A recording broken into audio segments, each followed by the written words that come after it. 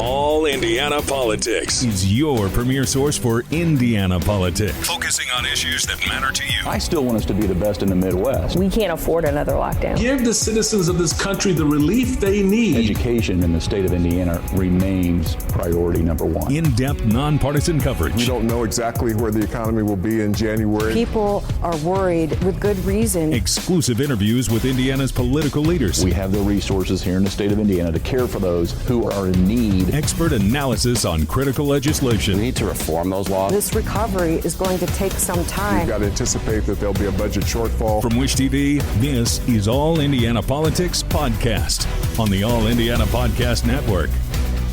Good morning, everyone. Welcome to another edition of All Indiana Politics on this Sunday. I'm Phil Sanchez. Let's start this morning by talking the race for U.S. Senate here in Indiana. We've talked here several times about Republican Todd Young and Democrat Tom McDermott.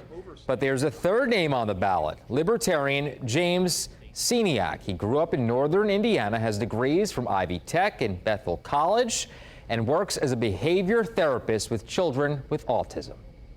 And let's welcome in James Sceniak now. James, good to see you. I want to jump right in and talk about an issue that's really been dominating the news this week, abortion, as you very well know. Do you support a total ban on abortion here in the state? And should a ban on abortion include exceptions for rape and incest? So with the Dobbs decision, which everybody is talking about, and it's dominating the news cycle, I believe that abortion bans just simply do not work. I am a pro-life candidate, but I believe there's other ways we can reduce abortion through social issues and through economic issues as well.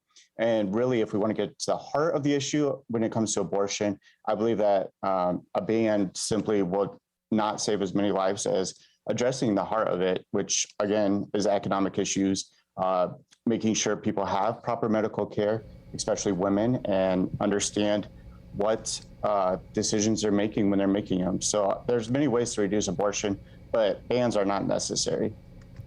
So as you can imagine, we've spent much of the week, talking about this 10-year-old rape victim from Ohio who came to Indiana to get an abortion.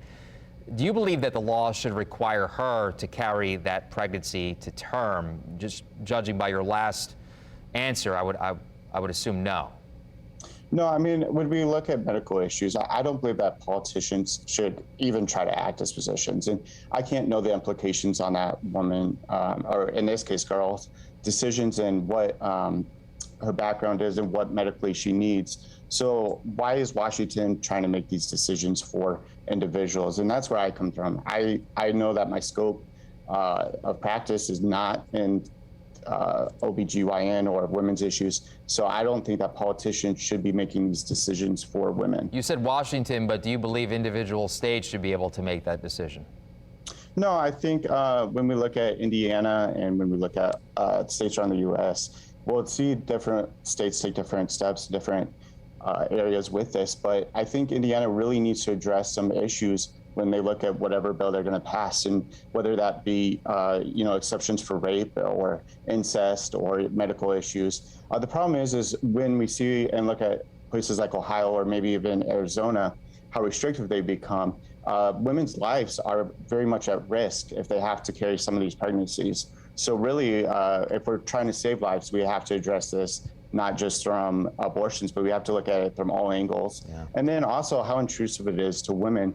When we look at, for example, miscarriages, will we investigate those as abortions, and how do we do that, and how invasive does that become? And then ultimately what I really want to look at is the criminal punishment. Do we punish the woman who's having the abortion, or do we punish the doctor? Our jails are already too full. We already jail more than anybody, any other nation in comparison. So we really have to look at the implications of everything. And I believe that many of these candidates who are pro-life simply have not stated what they actually believe that to mean. And I think we see that with Holcomb. Holcomb just announced that he is taking back essentially his words where he said he'd pass any pro-life bill. And now I think he's understanding that there's way more implications to this that he just did not think through. And the process is going to be probably delayed. And we have to see what Indiana will address in this issue. Yeah, we will definitely see. We'll be following it. Let's talk guns now, James. President Biden this week, as you know, celebrated the passage of the bipartisan gun bill. Senator Todd Young voted in favor of it, but you believe it was a mistake. Why? I do. I believe that when we are an elected official, one of the main goals we have is to protect our constitutional rights. And when when the nation was founded, a lot of those rights belonged with the people, and the people was what the government was accountable to. And we're seeing a shift where the government is overstepping and taking away our rights without due process. There are ways to amend the Constitution, but they're not acting on those amendments and that possibility. What they're doing is they're taking away the words and the meaning behind them and addressing it from a very non-defensive way, not defending your rights. So as an elected official, I first look at what the Constitution says your rights are, and I at all costs would defend those. Democratic candidate Tom McDermott has called for legalizing marijuana. Do you believe that marijuana should be fully legalized here in the state? Or should it just be for medical marijuana, or should the laws remain the way they are now? I believe that we should, especially on the federal level, the MORE Act is a perfect example of this. I think that the MORE Act addresses all this, and Indiana should model it after this. Prohibition never worked. It didn't work with alcohol, and it's not working with cannabis. Right now, more people in America can get cannabis than not. And so really Indiana's behind on this issue. We could talk about the economics of it. We could talk about the failed drug war policies and how that's actually hurting families, especially minority communities in Indiana. So there's many ways to deal with this issue, but ultimately we have to legalize cannabis. And it's important for Hoosiers to have that message. And I hope that the Senate on the national level, federal level, really addresses that issue. James, most national polls show the #1 issue for voters right now is inflation and the economy. What specifically would you do to lower inflation?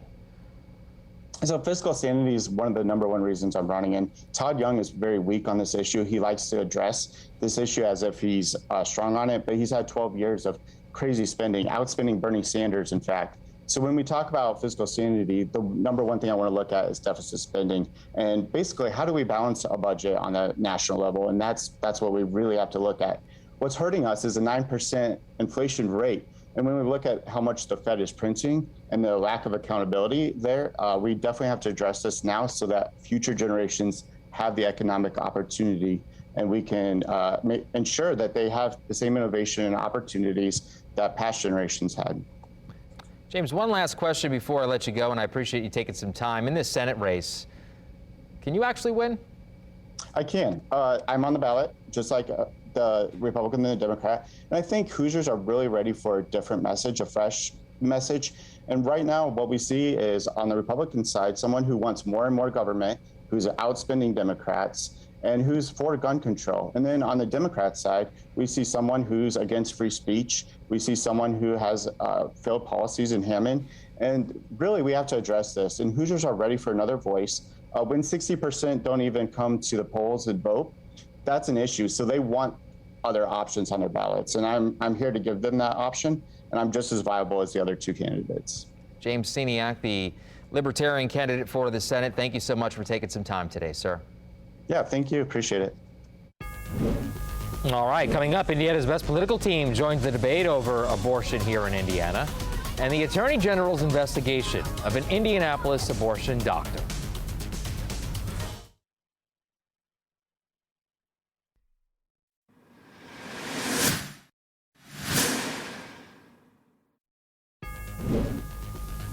Welcome back to All Indiana Politics as we welcome back two members of Indiana's best political team, Democrat Laura Beck and Hamilton County Republican Party Chairman Mario Maslamani.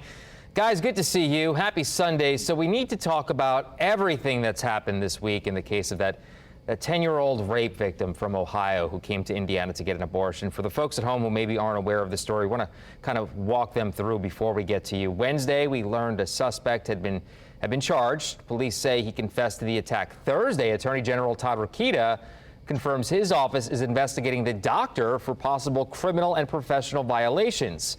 By Friday, we had learned the doctor had filed reports on time and that IU said she followed all privacy laws. Laura, we'll start with you here this week and your reaction to all of this. Just a disturbing story. Oh, yeah. I mean, it's disturbing all around. And my heart goes out to this child because, unfortunately, this happens, and it happens to children every day. And so again, my heart goes out to the child and to the family that's dealing with this. Speaking on behalf of all sort of sane people in the world, I never really thought that Todd Rokita could go any lower than some of the things he's done over the years, but I hope this is the bottom for him. I really do, because what he did was he has never really wanted to serve in the office he's been elected to. He always is, looking ahead to the next better job, I think, in his mind. And he turned a 10-year-old child, and what is a horrific situation to this child, he turned it into a political football.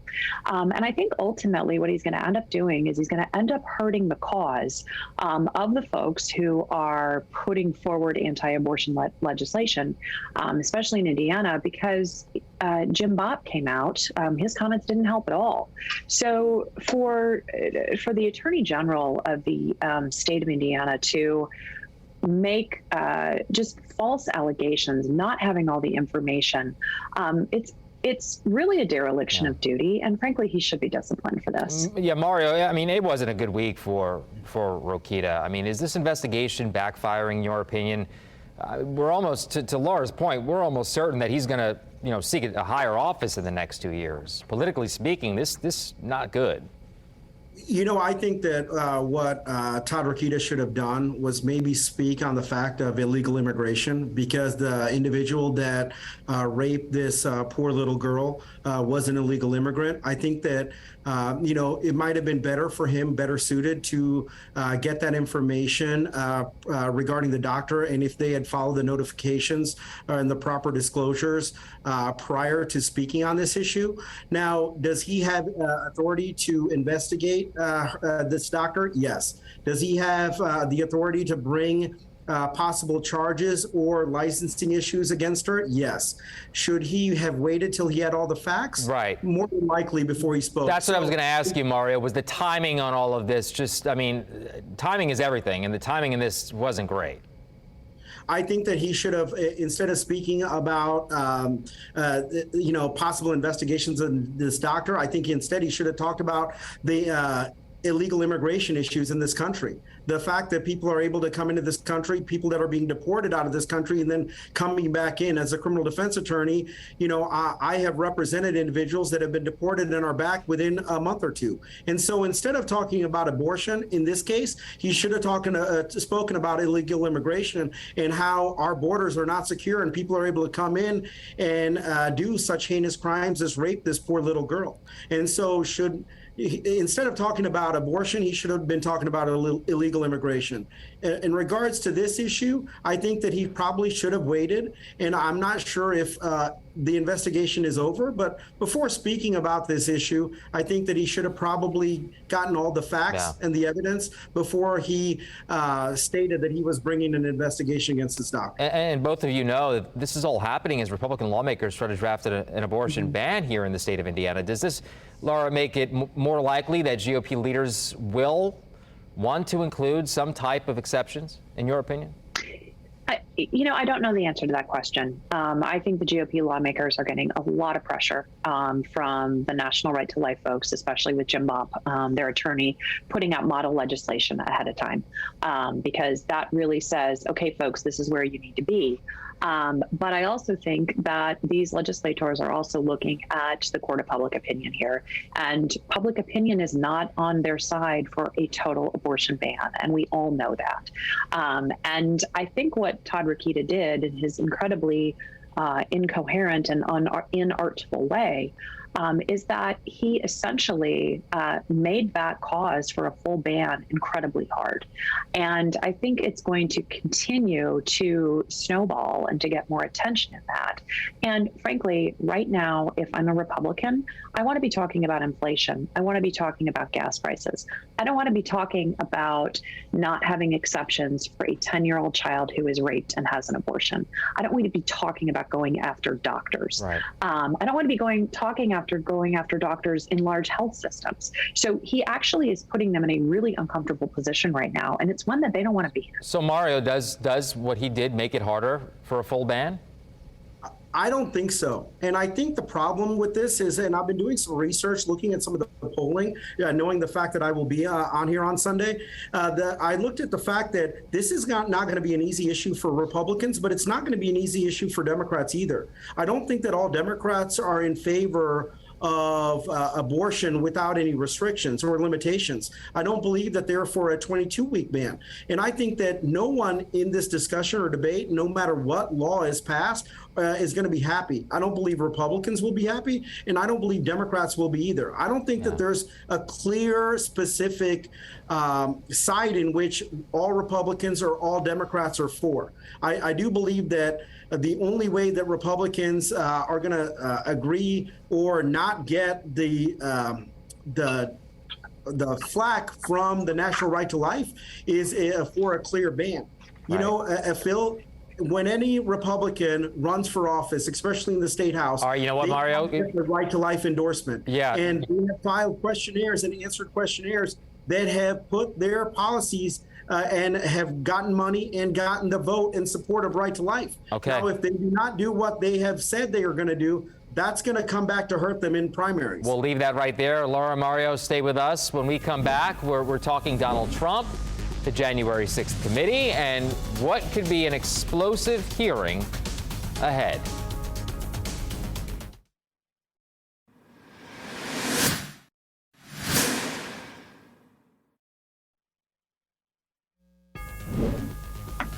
And welcome back to All Indiana Politics as we welcome back once again Democrat Laura Beck and Republican Mario Masalamani.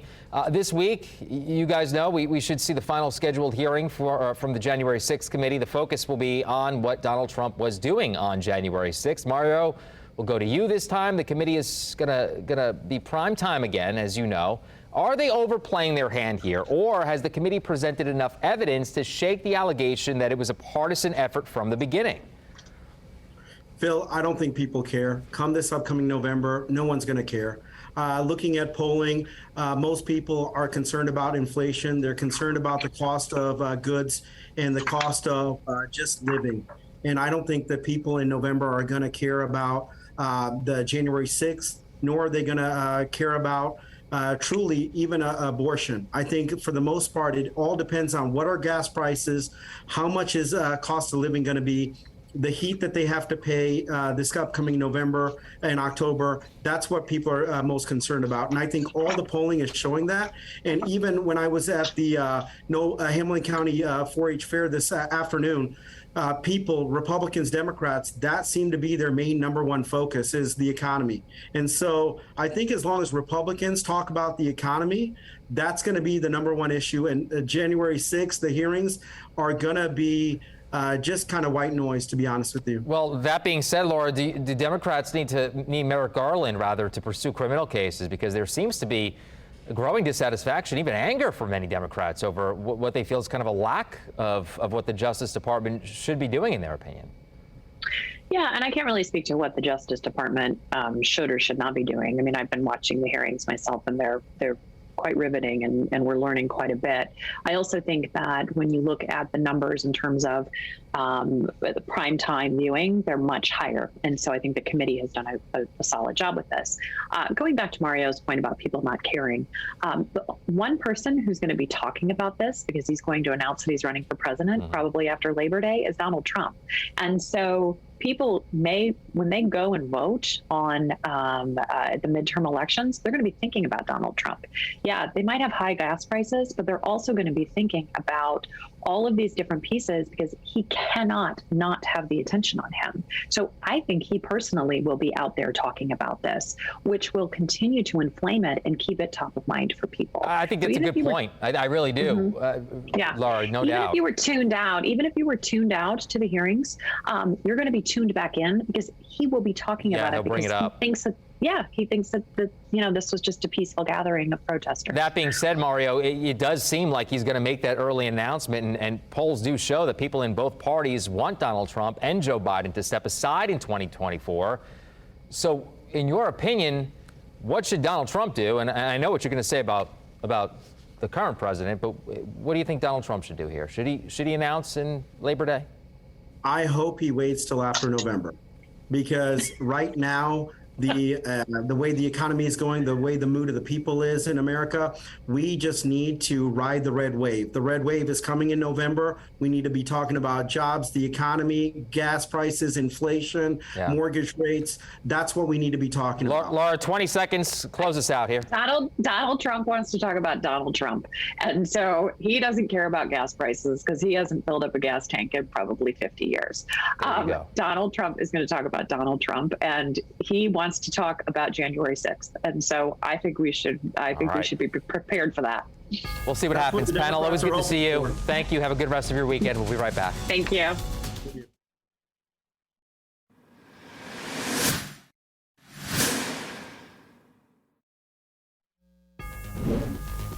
All right, thank you for joining us for All Indiana Politics this week. We'll be back here next Sunday morning at 9:30. And stay with us this week as we track new details on the potential abortion ban here in the state of Indiana. That will go before the Indiana lawmakers later this month. Have a great rest of your weekend.